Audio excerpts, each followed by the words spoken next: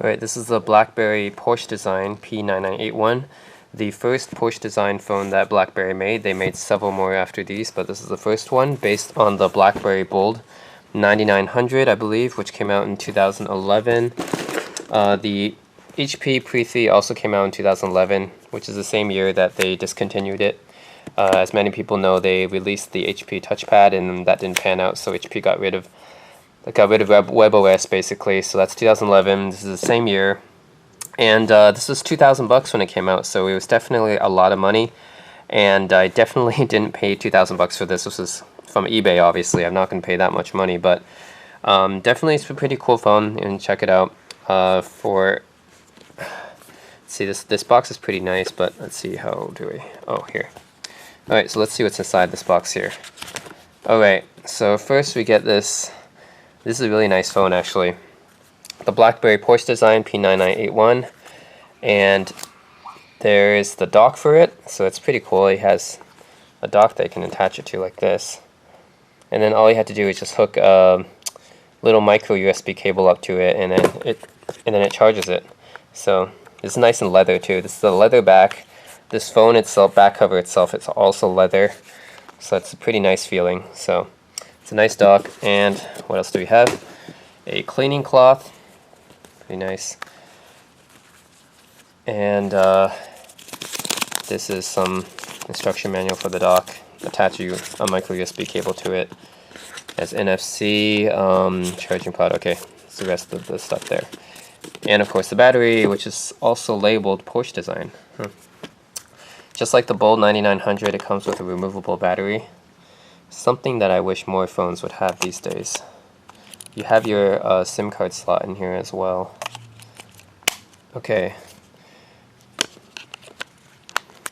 Alright, so Blackberry P9981, basically Blackberry Bold in a different skin. Has the same camera on the back, same flash, volume buttons on the side, and a power button on top. Micro USB here, headphone jack on the side. This is the cable to connect to the dock, and you have your typical optical track point nub in the middle here. Turn it on, or turn it off actually, and menu. This is basically typical Blackberry stuff. I really like the keys on this.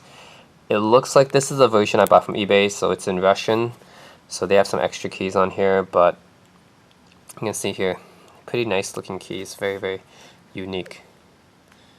And I might have to charge this before I turn it on. Yep.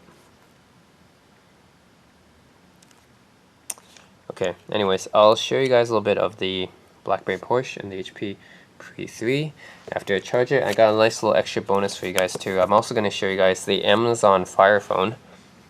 This is on sale right now, and you can get it really, really cheap for I think $130. This was like, how much when it came out? Like 400 or 500. It was a lot of money when it came out. Anyways, it got discounted pretty heavily after people didn't really buy this phone. But I don't think it's a bad phone. I mean, for the price, $130 unlocked is insanely cheap for a phone with these specs.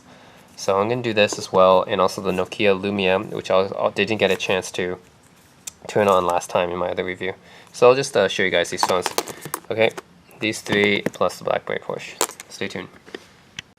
Hey guys, so today I just want to show you some more handhelds and phones that maybe you guys haven't heard of or seen much of before. This one is the Tapwave Zodiac from the early 2000s. It's a handheld video game console running Palm OS, so that's pretty interesting. That it's a console that actually runs Palm OS. So yeah, it's from 2003. It's got these equivalent of X, Y, A, B buttons on modern video game handhelds. So that's over there. You got your analog stick, some button here, don't know what it does. Home button, power button right here. For some reason I can't get many of these to boot up, which is too bad. So really would like to show you guys the interface and stuff. Bluetooth button, which is interesting. That wasn't very common back then in the early 2000s. And cartridge slot up here. It seems to be two of them, which is pretty interesting. So yeah, Tapwave Zodiac, pretty interesting system right here. I wish I can show you guys some games. But yeah, it's very similar to some of the other obscure handhelds that I've reviewed, like the Gizmondo, little alien head looking device from 2005. and the Nokia N-Gage, and the Cyberco Extreme from the early 2000s. So yeah, obviously these guys all failed because they're obscure now, and they were dominated by the Nintendo DS and PSP back in the early 2000s, so it's unfortunately the way it goes. But now I have these as part of gaming history. We do have these devices: Cyberco Extreme, Gizmondo, Nokia N-Gage, and the Tapwave Zodiac. If only I can get one of these to work. I can't get any of them to work actually, which is unfortunate, because they're actually not that bad. Especially the Cyberco, I have fond memories of using the Cyberco back in the day, and for the time it was actually not very bad at all. Okay, anyways, moving on from video game consoles to phones, I want to show you guys, I promise to show you guys the Blackberry Porsche edition. How different is it from the Blackberry Bold? Well, it's got this nice purple background, and you have the Porsche. It's supposed to have the Porsche skin and clock and thing, but other than that, there's nothing of note here. It's basically your standard 2011 era BlackBerry interface, which is to say not too much is here. So let's see, we can see, yeah, you have your standard stuff here: text messages, browser, BlackBerry Messenger. So basically all the same thing from BlackBerry Bold, except you got a cool, nice keyboard to play with, and this purple skin.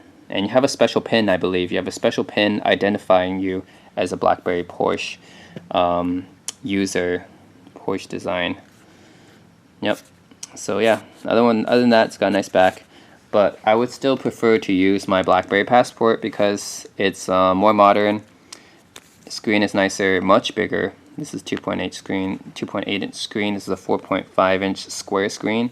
You can see a lot more, do a lot more. Keypad, I actually like, well, both the keypads are good. I actually like this one because this one's a little bit too square for me, but you can get the BlackBerry Classic and get this type of keypad if you want to. And the specs on this one is just way all around better, being 3 years newer than the BlackBerry Porsche design. Okay, moving on, we have Nokia Lumia. This is from 2013, actually not that old, but I just want to show you guys the Windows Phone interface right here. If you guys haven't seen it before, this is the Windows Phone interface. It's got the Windows 8 Metro style interface right here, and I can't wait to see what they do with Windows 10 on the new Nokia Lumia phones. I think Microsoft is scaling their mobile phone division down. Is not doing so well. But in terms of the interface, it's not so bad. I mean, I definitely like it better than on the Windows operating system. I mean, I hated Windows 8 because they used Metro apps, but it's totally fine on the phone. I mean, that's what it's meant for, is phone use. So yeah, you got these tiles here, and you can like stick stuff on the tiles and put people here and stuff. This is from your Facebook and Twitter and stuff. And yeah, it's Windows Metro. If you use Windows 8, you know what this looks like. And it's just better on the phone than on a computer, in my opinion. Alright, next I have the Amazon Fire Phone. And this one is pretty interesting. You got this nice parallax dynamic perspective because it's got 4 cameras plus a webcam, so 5 cameras in front of it. This phone is a really good deal right now because it's only $130. Not many people bought it. It's considered a failure, but it's not so bad for the price. I mean, it's got pretty good specs and stuff. The Snapdragon 801 processor is pretty high spec for the time. This came out in 2014, just last year, and it's using the standard Fire OS operating system, which is a fork of Android. So yeah, if you used a Kindle, then you already use Fire Phone. Basically, they're basically using the same operating system, except this is a phone. But hey, $130 unlocked. It's a pretty good deal. It's not that bad actually. And if you don't mind the lack of apps, I mean, if you're using BlackBerry, you're not getting much apps either. So, or Windows Phone. I mean, for any of these phones, you're not getting as much apps as Android or iOS. But hey, if you just want a phone that can browse the web, make calls, send text messages, then Amazon Fire Phone is a pretty good deal. Let's see. Yeah, it's basically the same as on the Kindle here. You can see this interface is basically the same. Amazon actually has a decent amount of apps, I think. Definitely more than some of the other obscure operating systems. So there's a few operating systems I want to do, but I haven't been able to do yet because I haven't been able to secure enough phones. That is Tizen, which is made by, kind of supported by Samsung, but they only have one phone out for it right now. Then, and Sailfish, which is only on the Hola phone, I think. Jola. What is it pronounced? Not Jola, but Hola or something. That phone, Sailfish, running the successor to Migo. I want to do that one as well, but there's only one phone out for it. And the other one is Ubuntu Touch, which is only running on the BQ Aquarius so far, but in the future maybe Ubuntu Touch will be more widespread, but right now it seems like it's not really matured enough. And Firefox OS, which is right now only on cheap low-cost phones.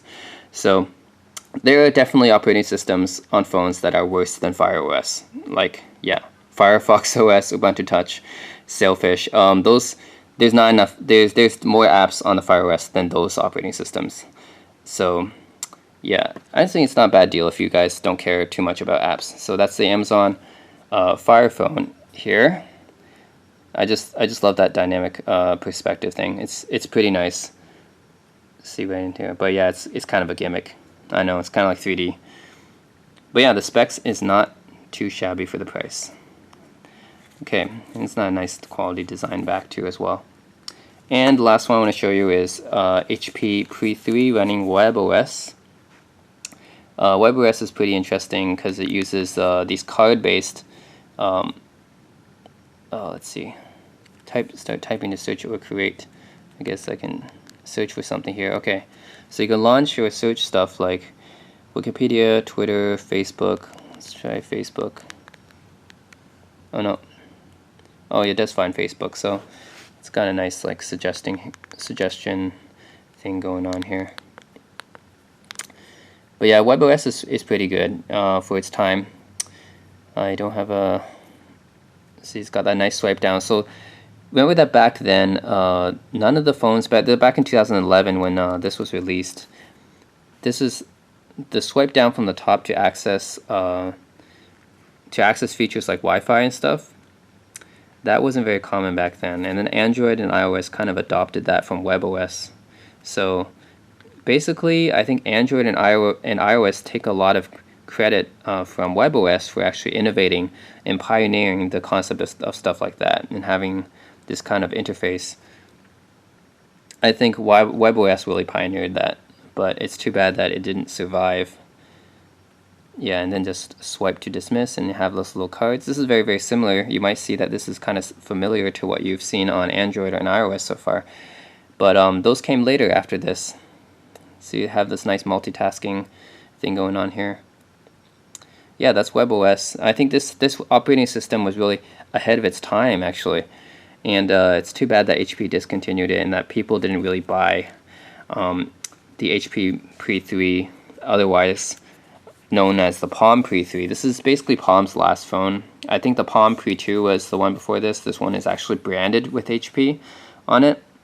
But it's basically the last phone that's running any vestige of Palm's operating system, which is kind of too bad because, you know, Palm is such a pioneer, I think, in terms of smartphones. You know, they made one of the first smartphones, which is a Trio. And back then they made like Palm Pilots and stuff. They really were a pioneer, and it's too bad that they kind of suffered. They kind of just, you know, suffered from Android and iOS basically dominating everyone else, which is kind of too bad. They're one of the victims, just like these other phones here, are kind of all victims of the iPhone and Android success. And WebOS is another one of those victims. So yeah, that is my review of these phones so far: BlackBerry, WebOS, Windows Phone, and Fire OS. All obscure or forgotten operating systems, except for BlackBerry and Windows Phone, which are still developed, but unfortunately they're not as popular as Android and iOS. That kind of left in the dust, which is a little bit too bad, because they're really pioneers for this time. Microsoft with Windows Mobile, BlackBerry was a pioneer from smartphones back in the day. WebOS was one of the pioneers of, well, Palm was one of the pioneers of smartphones. Amazon made a good phone. Unfortunately, they couldn't compete. So, yeah. In some ways, I think these guys all tried, and they deserve more recognition and respect. I also have a Blackberry Torch too. This, for comparison with the Blackberry Porsche edition, you can see the nice keyboard. This is the traditional Blackberry keyboard compared with the Porsche design keyboard, which is very more jagged, I think. Yeah, this is more like conservative. This is very, very new age and jagged. Okay, anyways, pick one of these phones up and be different. Don't use like an Android phone or an iOS phone and be like everyone else. Pick one of these phones up, support these guys, don't let them die, be different. And I'm using a BlackBerry Passport and I like it. I just, many people ask me, you know, what is that phone? And maybe they haven't seen a BlackBerry before or know that BlackBerry is still in business, but the Passport is a really good phone. I recommend this one. And if you can pick it up for cheap, Amazon Fire Phone is good. And if you don't need many apps or stuff, I recommend out of these phones, Fire Phone. If you can pick it up for like $100, it's an extremely good deal. Or the Passport, which is a good phone in itself. And then you have the forgotten video game consoles, Tapwave Zodiac, Cyberco Extreme, Nokia Engage, and Gizmodo. Alright, give these guys some love. Alright, anyways, thanks for watching my videos, and as always, subscribe if you like my videos if you enjoy them. And that's it. I'll see you guys next time.